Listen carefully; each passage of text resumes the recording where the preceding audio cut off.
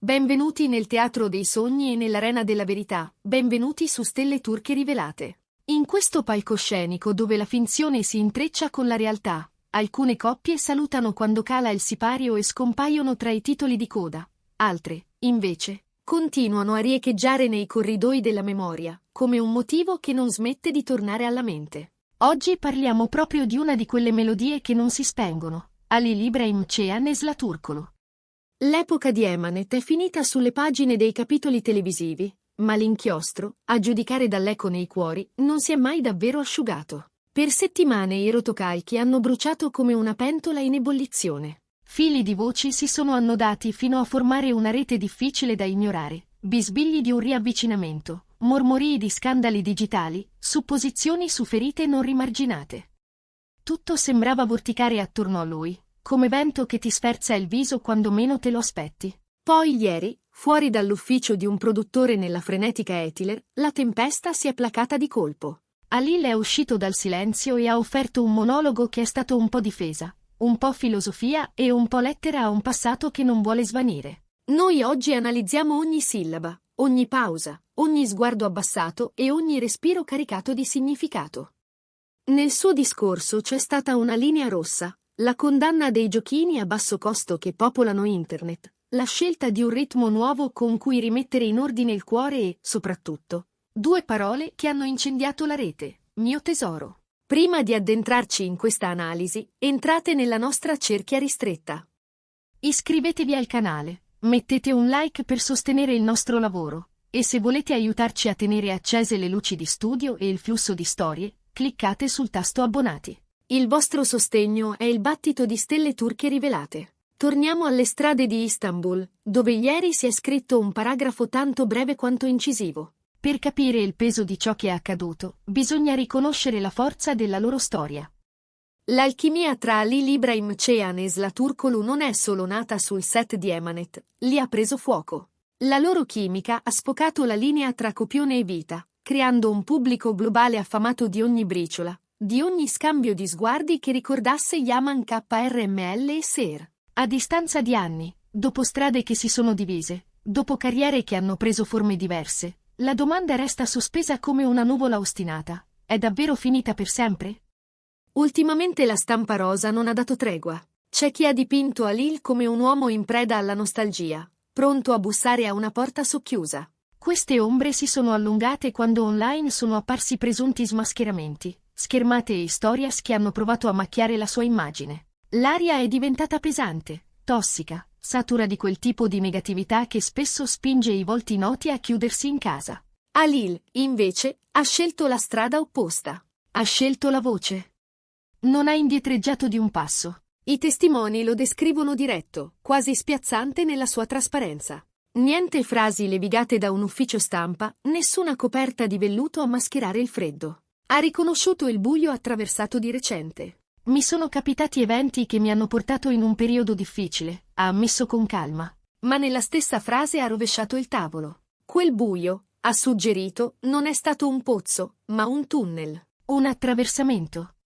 Ho saputo farne un'occasione, ha ribadito, come chi lucida una cicatrice finché non diventa lezione. Per prima cosa, ha liberato il terreno dalle macerie. Ha affrontato i presunti leaks, le schermate, tutto quel fango digitale, con un taglio netto, chirurgico. Non ha regalato a quelle invenzioni la dignità dell'ira, ha concesso loro solo la freddezza del vero. È uno spettacolo a buon mercato, ha detto, tagliando corto. Per fortuna non hanno tentato un fotoritocco ancora più ridicolo. Tipo le ho detto di tagliarsi i capelli, e sciocchezze del genere. Notizie false, senza fondamento. La sua irritazione non sembrava rivolta al rumore in sé, ma al meccanismo che lo alimenta. Un ciclo di notizie in carenza d'ossigeno, costretto a riciclare l'aria fino allo stordimento. Non c'è niente da raccontare, e allora spuntano baggianate, ha osservato, con un ghigno che non era disprezzo, ma distanza. Era il rifiuto della logica del circo. Chiamando lo spettacolo a buon mercato, Halil si è posizionato fuori dalla pista, non come il clown a cui tirare i coriandoli, ma come il testimone che prende le misure del tendone e decide che non gli calza più. E se non partecipa allo spettacolo, cosa sta facendo? Sta costruendo una versione nuova di sé. Nel dettaglio che ha sorpreso molti, ha raccontato una rinascita personale caparbia. Nel pieno delle giornate in cui tutti parlavano della sua presunta caduta, lui stava organizzando una riscossa silenziosa. Ho provato a trasformare lo stress in qualcosa di vivo, ha spiegato. Suono la batteria, prendo lezioni, ballo tango. Mi tengo impegnato, mi tengo sveglio. Fermiamoci un istante. La batteria è un'onda che parte dallo stomaco e arriva alle mani. È un ritmo che ti attraversa, un modo per far uscire la rabbia e far entrare un battito nuovo.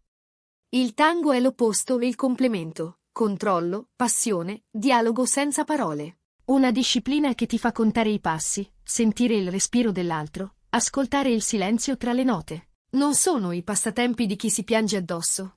Sono i gesti di chi si affina. Lo hanno capito i fan, lo hanno capito i cronisti. Halil non sta solo resistendo. Sta creando. Si sta evolvendo. Un colpo di bacchetta e un passo alla volta. Eppure, per quanto affascinanti possano essere le sue lezioni, la stampa aveva un solo obiettivo, Zlaturkolo. La domanda era inevitabile. Le voci su un tentativo di riavvicinamento avevano raggiunto la temperatura della febbre, e i microfoni si sono sporti in avanti come fiori metallici in cerca di sole. Cercavano un no secco o un sì incendiante. Cercavano qualcosa da titolare. La risposta di Halil è stata un manuale di intelligenza emotiva. Non è scivolato via, non si è irrigidito, non ha restituito secchezza con secchezza. Ha parlato con calma sincera, una calma che zittisce la strada. Assolutamente no, ha detto, chiudendo la porta al romanzo della riconciliazione. Ma poi ha fatto qualcosa che nessuno si aspettava. Ha spiegato il perché. Perché noi non abbiamo mai litigato. Anche se ci siamo separati, Zla è una persona molto cara. È vero, non ci vediamo da tanto, ma per me resta importantissima.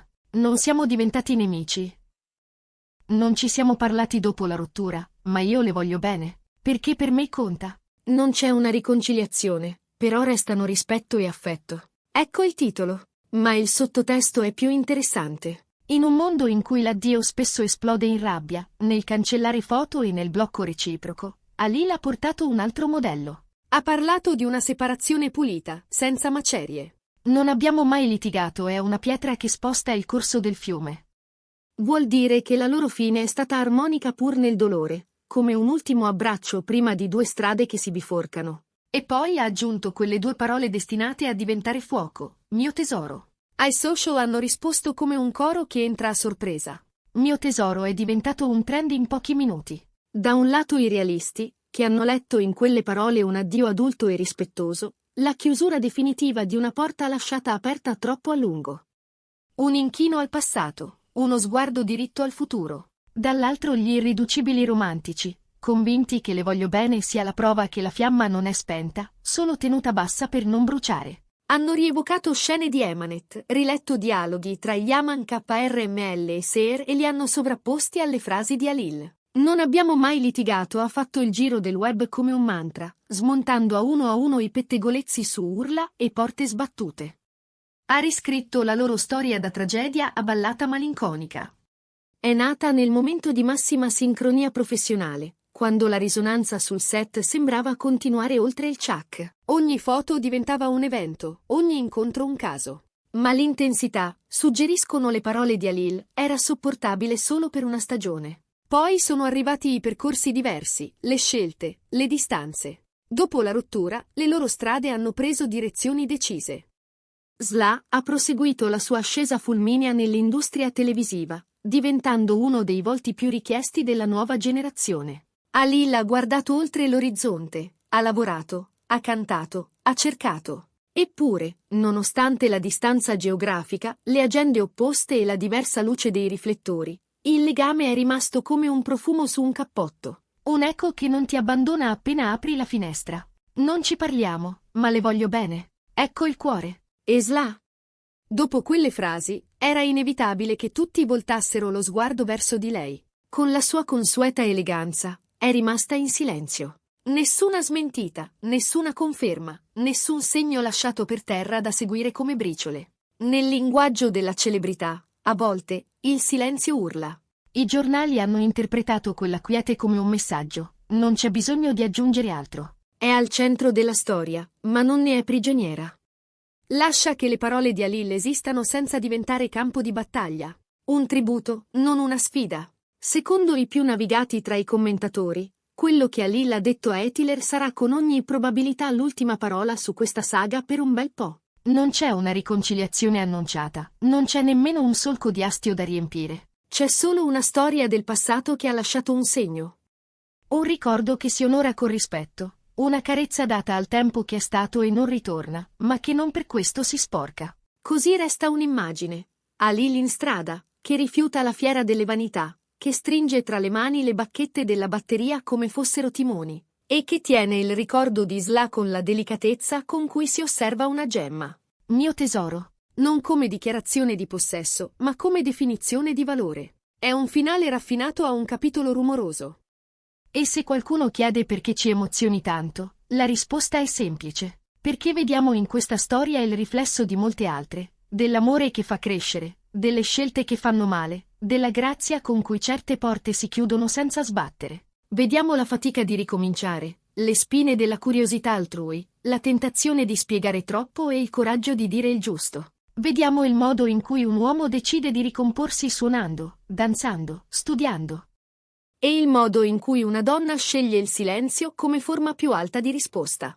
Mentre la città riprende il suo traffico e i sogni si mescolano alla realtà, la rete continua a vibrare su quelle due parole. Mio tesoro è ormai simbolo di un confine delicato, l'amore che non reclama, l'affetto che non pretende, la stima che non brucia. C'è chi vede un addio elegante, c'è chi legge la brace sotto la cenere.